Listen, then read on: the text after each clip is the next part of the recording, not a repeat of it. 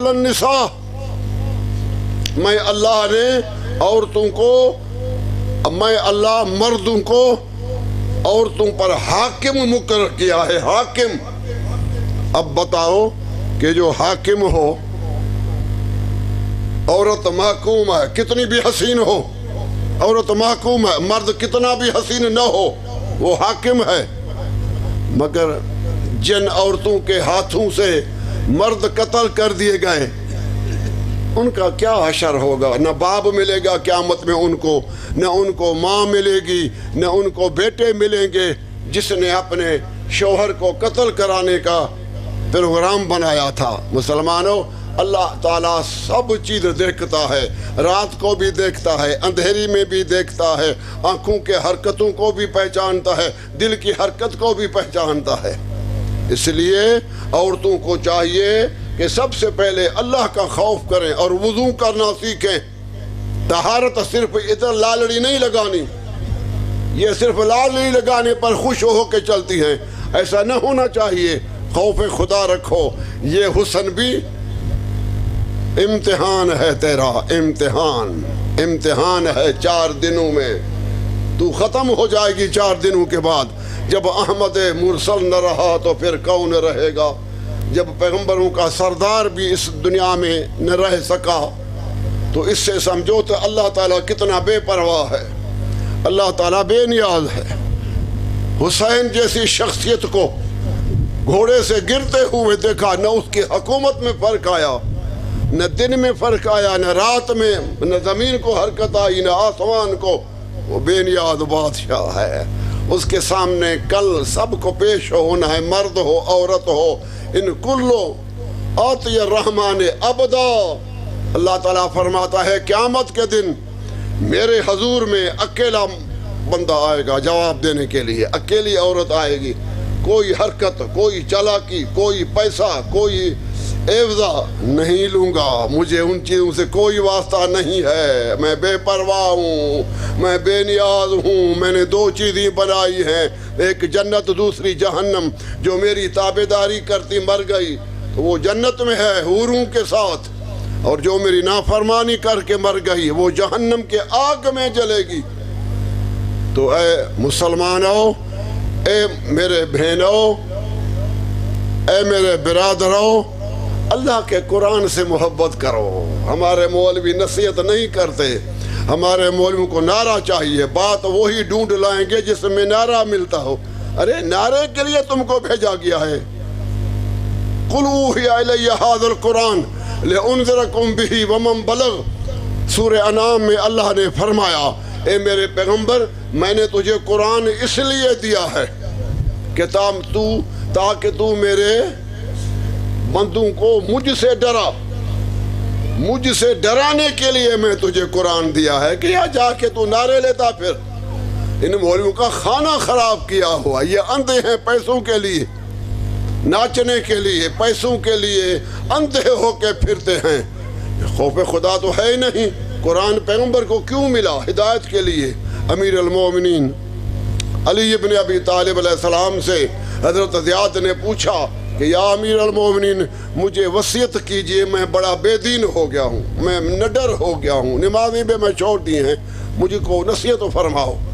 آپ نے فرمایا، تذکر الموت اکثرا، اے زیاد تو اکثر موت کو یاد کیا کر، تو اکثر موت کو زیادہ یاد کیا کر۔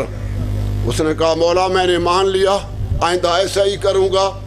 آگے کچھ فرمائیے نصیحت۔ آپ نے فرمایا، لیس عندی تذکرۃ، میرے نزدیک موت کو یاد کرنے سے زیادہ اور کوئی نصیحت نہیں ہے۔ تو کتنی نصیحت کا فضائل ہیں۔ نصیحت ہے، یہ سارا دین جو ہے نصیحت ہے، کیونکہ حیاتی تو 4 دنوں کی ہے، حیاتی تو 4 دنوں کی ہے۔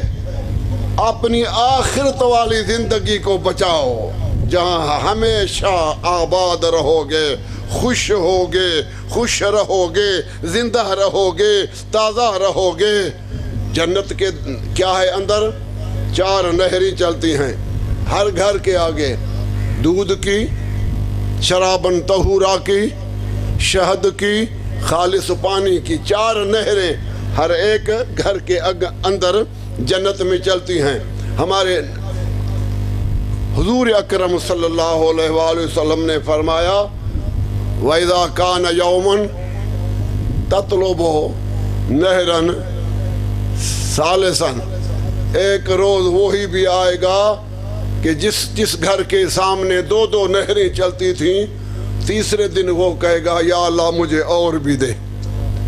تو پیغمبر اسلام نے فرمایا ما یبتغی بطنہ الا الارض، آپ نے فرمایا کہ انسان اتنا دنیا کا پرحریص ہے کہ یہ قبر کے مٹی کے سوا اور کوئی چیز اس کے پیٹ کو نہیں بھر سکتی۔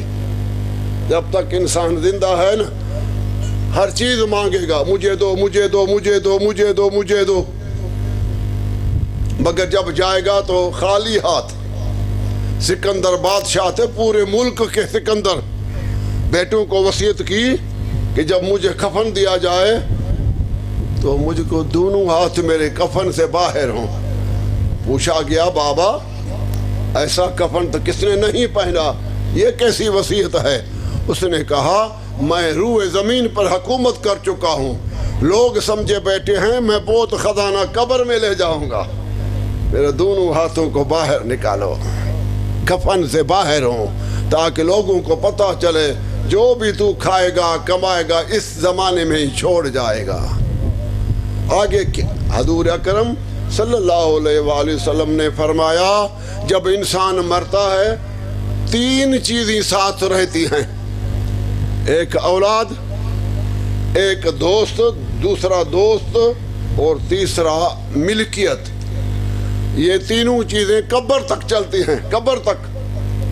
اور جب قبر پر میت کو اتاریں گے 2 چیز واپس گھر چلی جائیں گی، اولاد، دوست، مگر جو اموال، جو کردار ہے وہ اندر جائے گا۔ تو سمجھو کہ انسان کے سر پر موت کھڑی ہے، کوئی اللہ کے سامنے شفاعت نہیں کر سکتا جب تک اللہ تعالیٰ خود اجازت نہ دے۔ کسی پیغمبر کو مجال نہیں ہے، کسی رسول کو طاقت نہیں ہے کہ اللہ کے سامنے یوں کہے کہ اس کو چھوڑ دو، ہرگز طاقت ہی نہیں ہے کس پیغمبر کو۔ تو اس لیے مردوں کو چاہیے، عورتوں کو چاہیے کہ آپس کے حقوق برابر ہیں، حقوق ادا کرو، اولاد پر ظلم نہ کرو، اپنے بیویوں پر ظلم نہ کرو۔ عورت کمزور ہوتی ہے، مغرور تو ہوتی ہے مگر بیچاری کمزور ہوتی ہے، اس کا سہارا بنو، عورت کا سہارا بنو تاکہ تمہارا گھر اچھا چل سکے، اپنے گھر کو اچھا سنبھالو۔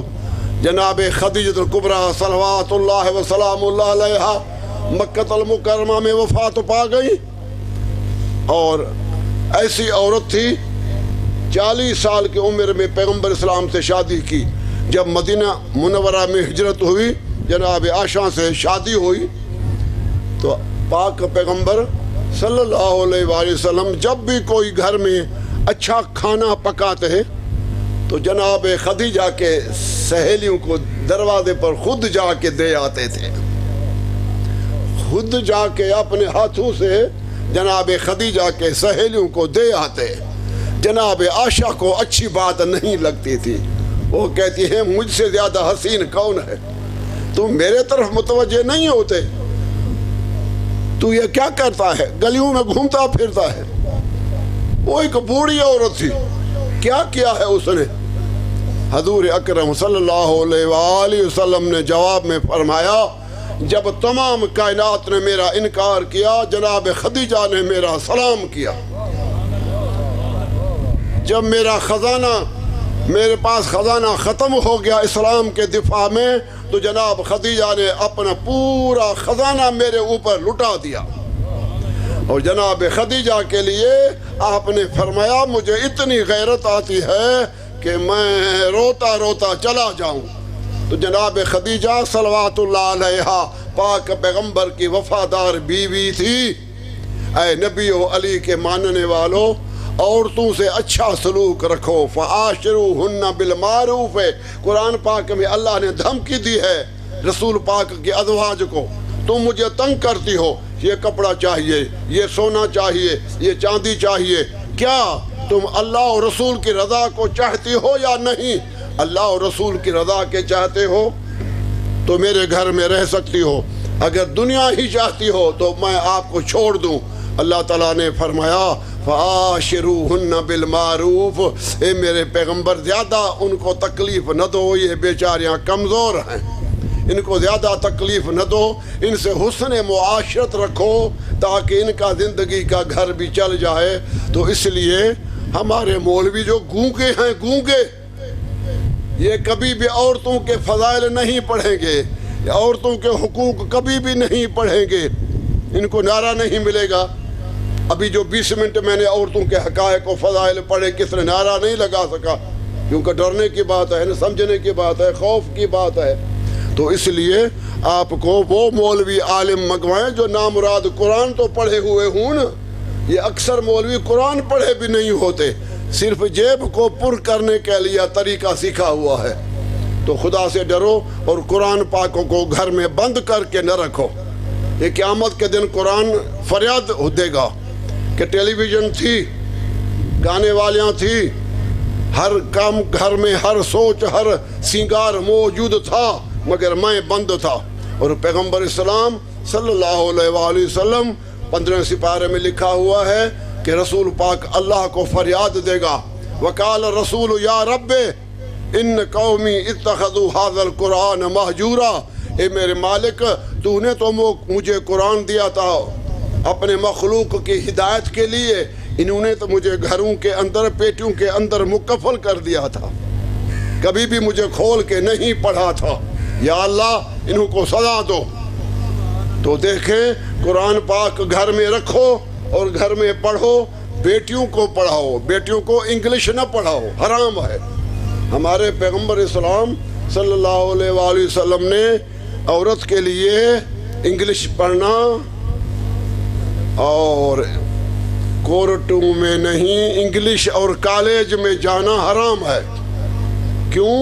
جب ان کے والدین جاہل ہیں تو جب وہ لڑکیاں بڑی ہوں گی نا تو شادی بھی ادھر سے کی ہوئی آئے گی، کالج سے شادی ہوگی، جو لڑکا پسند آئے، نہ باپ سے پوچھیں گی نہ اپنے امی سے پوچھیں گی، جو لڑکا خواہ وہ عادت میں شیطان ہی کیوں نہ ہو، خواہ وہ کردار میں کمینہ ہی کیوں نہ ہو، آنکھیں موٹی ہوں، کلر اچھا ہو، بس یہ میرا شوہر ہے۔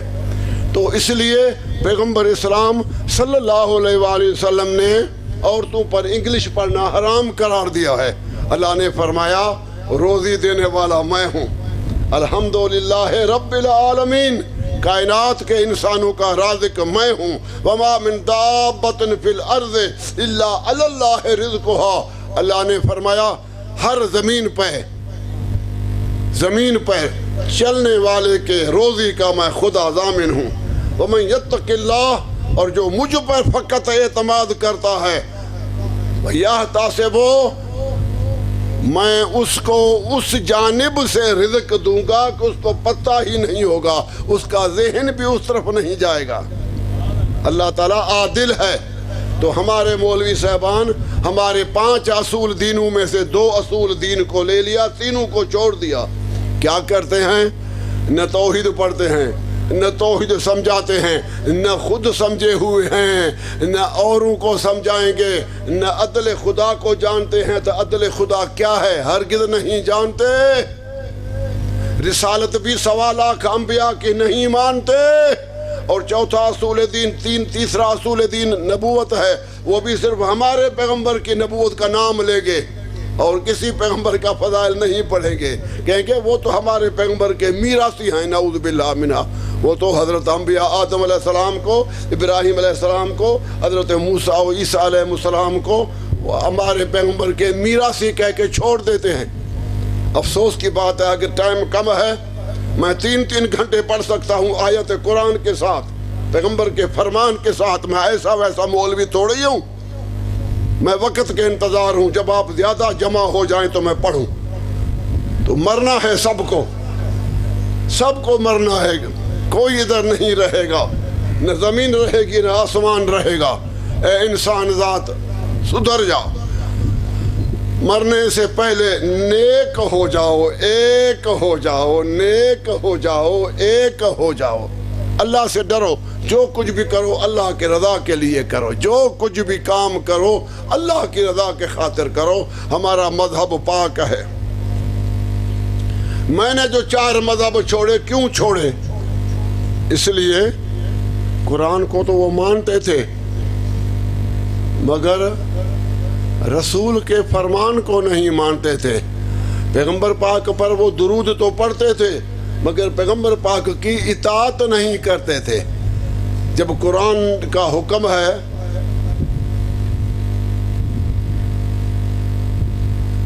کلو، ہر ایک آدمی کو یوم ندعو کل اناس بامامہم، اللہ فرماتا ہے قیامت کے دن میں ہر انسان کو اپنے اپنے امام کے پیچھے اٹھاؤں گا قبر سے۔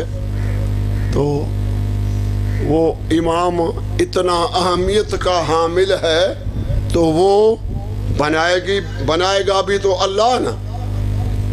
وعد اللہ الذین آمنوا منکم والذین آمنوا لیستخلفنکم فی الارض کما استخلف الذین من قبلہم، اللہ نے فرمایا خلیفہ میں بناتا ہوں زمین پر، مگر ہمارے مولوی بھی اتنے جاہل ہو گئے، وہ اللہ کا خلیفہ سمجھے بیٹھے ہیں حضرت آدم علیہ السلام کو، تو اللہ کا خلیفہ، نعوذ باللہ، اللہ تو ہمیشہ حی القیوم ہے، وہ تو ہمیشہ زندہ ہے۔ خلیفہ تو اس کا ہوتا ہے جو کل کو مرنا ہے، اپنا نائب پیش کرے۔ ہمارے مولویوں کو بھی صوفیت کھا گئی، نصیریت کھا گئی، غلو کھا گیا، شیخیت چاٹ گئی، تو آپ سمجھو اب قوم کو میں کیسے سمجھاؤں؟ میرے تو پورا سال مجھے ادھر پڑھنا ہو تو مرد عورت سمجھ جاؤ گے، مگر 10 دن تو میرے لیے کچھ بھی نہیں ہے۔ یہ تو آپ نہیں سمجھ سکتے، ادھر سے کبھی ادھر سے کبھی ادھر سے۔ اے اللہ کے بندو ذرا سمجھو، یہ اسلام آخری دین ہے۔ اللہ تعالیٰ نے فرمایا تو میں ہر ایک آدمی کو قبر سے اپنے امام کے نام سے اٹھاؤں گا، یعنی یا حنفی ھذا اماموں کا، یا شافعی ھذا اماموں کا، یا مالکی ھذا اماموں کا۔ اٹھوے بندہ، تو ابو حنیفہ کا مرید ہے، وہ تیرا امام کھڑا ہے۔ اٹھوے شافعیہ، وہ تیرا امام کھڑا ہے، لگ ان کے پیچھے۔ اٹھوے حنبلیہ، وہ تیرا امام کھڑا ہے، لگ ان کے پیچھے۔ اب وہ جائیں گے کہاں جب اللہ نے ان کو چنا نہیں، اللہ نے ان کو معصوم کیا نہیں؟ تو وہ الٹے جہنم میں جائیں گے، تو یہ بھی پیچھے پیچھے۔ علی علیہ السلام بھی کھڑا ہوگا، علی علیہ السلام بھی کھڑا ہوگا، تو کہا ملائکہ کہیں گے کہ یا شیعی ھذا علی اماموں کو، یہ علی تیرا امام ہے۔ علی اور نعمان میں کتنا فرق ہے؟ علی کے ہاتھ میں تو جنت کی ٹکٹ لیے ہوئے کھڑے ہیں۔ اہل سنت کی کتاب سنن دار قطنی سوائے کے محرکہ کنز العمال میں لکھا ہوا ہے کہ پاک پیغمبر نے فرمایا یا علی انت قسیم الجنت والنار وتقول یوم القیامت ھذا لک وھذا اللہ، ھذا لک وھذا اللہ۔ یا علی تو قیامت کے دن جنت و جہنم کے بیچ میں کھڑایا جائے گا، اور تو صرف ہاتھ کا اشارہ کرے گا، جا جنت جا جہنم، جا جنت جا جہنم۔ ملائکہ ان کو پکڑ لیں گے، پکڑ لیں گے۔ سمجھے باپ؟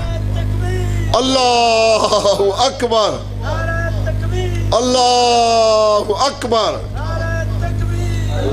وہ اکبر، ماشاءاللہ، یا رسول اللہ، یا رسول اللہ، حیدری،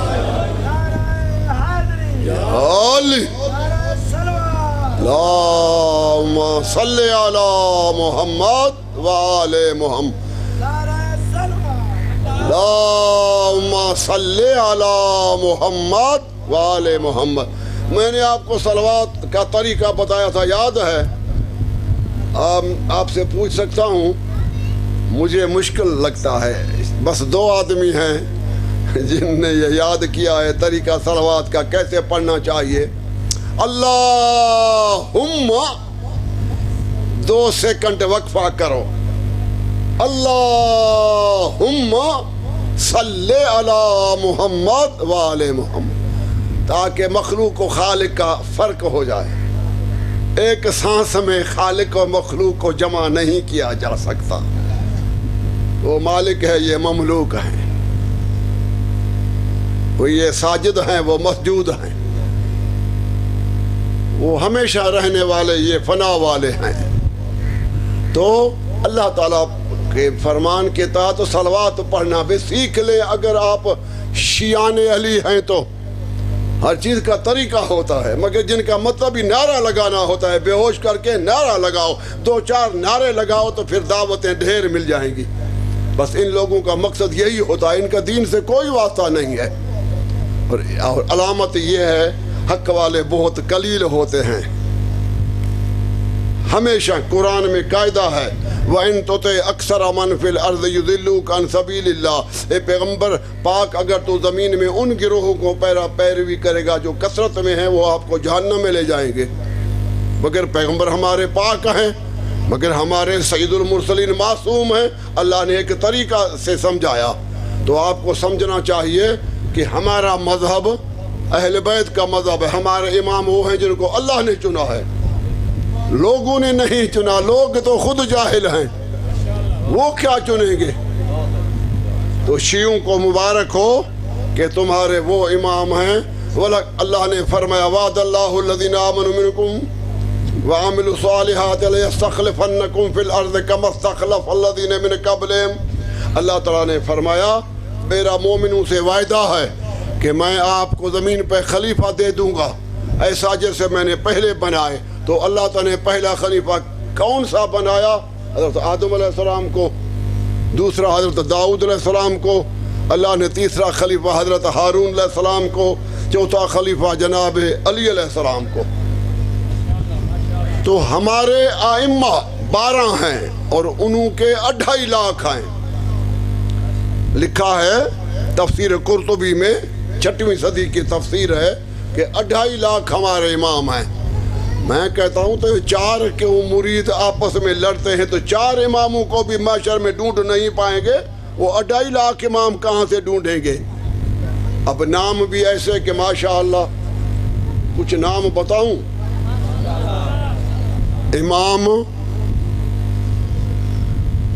امام سرخسی، امام حلوائی، امام کلابازی، مرید اندر تو مرشد باہر. یہ امام ہیں ان لوگوں کے. اب بتاؤ تو یہ جنت میں کیسے جا سکتے ہیں؟ امام تو راہبر ہوتا ہے. راہبر کے معنی کہ وہ رہنمائی کرے. رہنمائی بھی اس کی جانب سے جو اللہ نے جس کو چنا ہے. تو اللہ تعالیٰ نے 12 امام چنے ہیں محمد رسول اللہ کے بعد.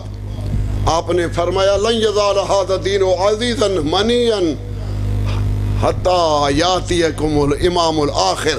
آپ نے فرمایا میرے بعد قیامت نہیں آ سکتی جب تک 12 خلیفے زمین پر نہ آ جائیں. تو پوچھا گیا یا رسول اللہ وہ 12 کس خاندان سے ہوں گے؟ فرمایا من بنی ہاشم و من بنی فاطمہ. وہ میری بیٹی جناب سیدہ صلوات اللہ علیہا کے بطن مبارک سے ہوں گے. امام ضامن ہوتا ہے. ضامن تب بنے گا جب وہ معصوم ہو گناہوں سے. تو میں نے جو 4 مذہب پڑھ کے چھوڑے تو دیکھا انہوں کا امام وہ خود بنا لیتے ہیں. شافعی کہتے ہیں امام شافعی امام اعظم ہے. حنفی کہتے ہیں حنفی امام اعظم ہے. مالکی کہتے ہیں نہیں ہمارا امام اعظم ہے. تو تم آپس میں لڑے پڑے ہو.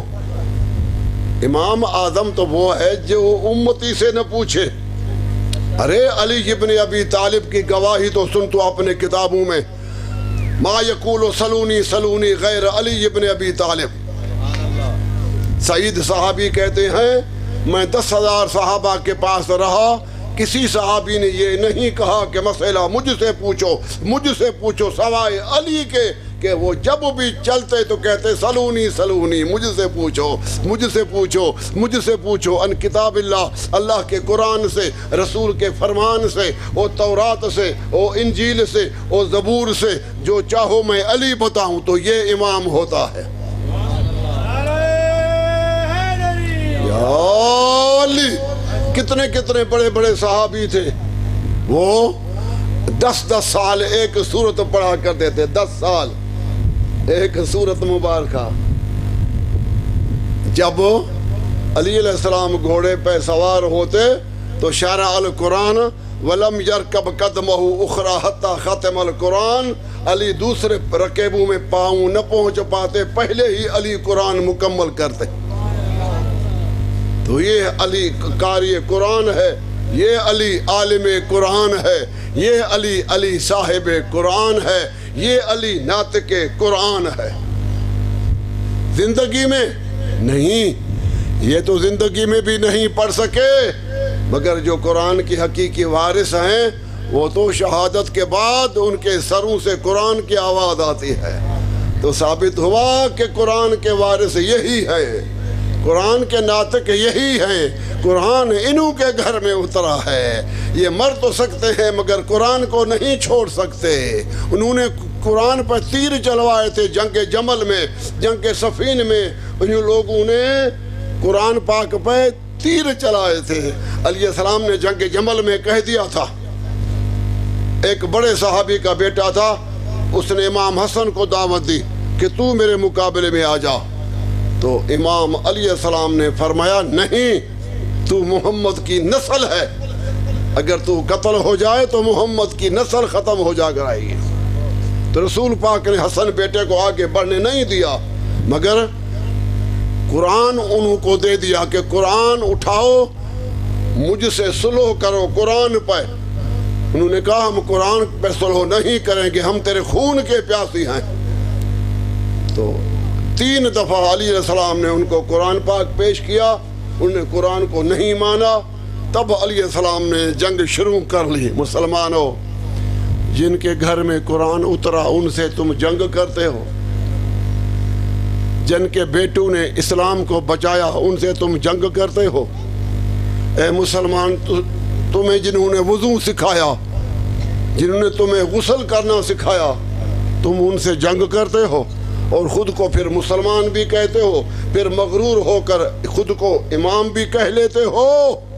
خدا سے ڈرو، خدا سے ڈرو، موت قریب ہے، موت قریب ہے، خدا سے ڈرو۔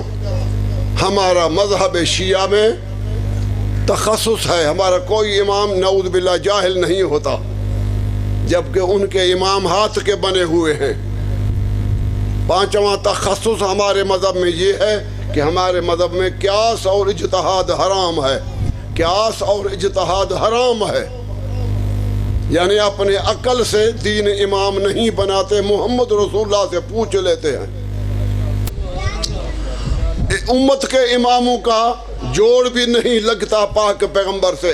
ہمارے مہدی علیہ السلام کو دیکھو، مہدی شاگرد ہے 11ویں امام کا، 11واں امام 10ویں کا، 10واں 9ویں کا، 9واں 8ویں کا، 8واں 7ویں کا، 7واں 6ویں کا، 6واں 5ویں کا، 5واں چوتھے کا، چوتھا تیجے کا، اور تیسرا دوسرے کا، دوسرا پہلے کا، پہلا محمد رسول اللہ سے اور محمد رسول اللہ اللہ سے۔ اب بتاؤ تو ہمارے امام کدھر امتی کے پاس تو نہ سیکھتے ہیں نہ دیکھتے ہیں، ایسے آٹومیٹک آٹومیٹک آٹومیٹک آٹومیٹک یہ رسول تک پہنچ جاتے ہیں، جبکہ ان کے جو ہیں امام کوئی ادھر منہ کر کے کھڑا ہے، کوئی ادھر کھڑا ہے، کوئی ادھر کوئی ادھر کھڑا ہے۔ تم ذرا سوچو تو صحیح، تو مذہب اہل بیت کے لیے اللہ نے قرآن میں کیا فرمایا؟ اہل البیت ویطہرکم تطہیرا۔ اللہ نے تو محمد رسول اللہ کے خاندان کو تطہیر پاک کر دیا ہے، ایسی چادر جو کسی پیغمبر پر بھی نہیں اتری۔ آپ دیکھتے ہو قرآن پاک آپ بغیر غلاف کے رکھ سکتے ہو گھر میں؟ نہیں رکھ سکتے۔ کیوں؟ کہ اہل بیت بھی غلاف والے ہیں، یہ بھی ان کے اوپر بھی چادر ہے۔ اہل بیت بھی غلاف والے ہیں، قرآن بھی غلاف ہے۔ رسول نے فرمایا انی تارکن فیکم ثقلین کتاب اللہ و عطرتی اہل بیتی، میں جا رہا ہوں تمہاری ہدایت کے لیے دو چیزیں چھوڑے جا رہا ہوں، ایک قرآن، دوسری میری اہل بیت۔ جیسے قرآن ہادی ہے ایسے علی ہادی ہے، جیسے قرآن طیب ہے ایسے علی طیب ہے۔ مذہب آل محمد کی شناخت بھی نہیں کرواتے، یہ ایسے فضائل پڑھتے ہیں نہ اللہ نے بتائے نہ رسول نہ امام نے بتائے۔ تو ڈرو ان مولویوں سے، ذاکروں سے ڈرو، کیونکہ یہ قرآن کے دشمن ہیں، قرآن کے مخالف ہیں، یہ اللہ کی توحید کو نہیں مانتے، یہ اہل تفویض ہیں، یہ اہل تفویض ہیں، یہ اہل توحید نہیں ہے۔ میں نے 50 سال ان کو ٹٹولا ہے، 50 سال میں نے ان کو چیک کیا ہے، تو یہ قرآن کو نہیں مانتے، یہ اللہ کی توحید کو نہیں مانتے۔ مسلمانوں، کتنا بھی یہ کریں مگر ہمیں دیکھنا یہ ہے کہ پاک رسول کی شہادت کے بعد علی سے کیا ہوا، حسن حسین سے کیا ہوا، اب تو 13ویں ہے نا، کہاں ہیں؟ امام تو شہید ہو گئے، بیٹیاں قید ہو گئیں، علی کی بیٹیاں قید ہو گئیں، امام سجاد زنجیروں میں جکڑا گیا، باقر کے گلے میں زنجیر و توق ڈالے گئے۔ کدا مدینہ والآباد تھی سی، کدا سیادت خطتے بحسن وہ کلثوم رقیہ زینب دے، کدا ماتمی کپڑے لحسن۔ میں قید رہا یا قید چھٹا، میں کو زندگی زندان دی گرمی کھا گئی، او کائنات دے اجڑے وس پوسن میری وسن دی امید روہا گئی۔ میں کو پتا نہ تو زینب ہے، میں گیا اس راہ وچ بھولے، پتا تدا پیا او جدا نہیں ٹریا، آؤ ندی ماں کہ ہن ان دے سر دے وال کھلے، کوئی بھین گوارا نہیں کر دی سامنے کسان بھرادا، او بھاویں کتنی پردے دار ہوئے نہیں رہدا ہوش ردا دا، او ستار قدم تے کسدا رہے چن زارا دا، باہر ایک قدم نہیں آیا، وہ دیکھو پردہ او ندی مادا۔ الا لعنت اللہ علی قوم الظالمین۔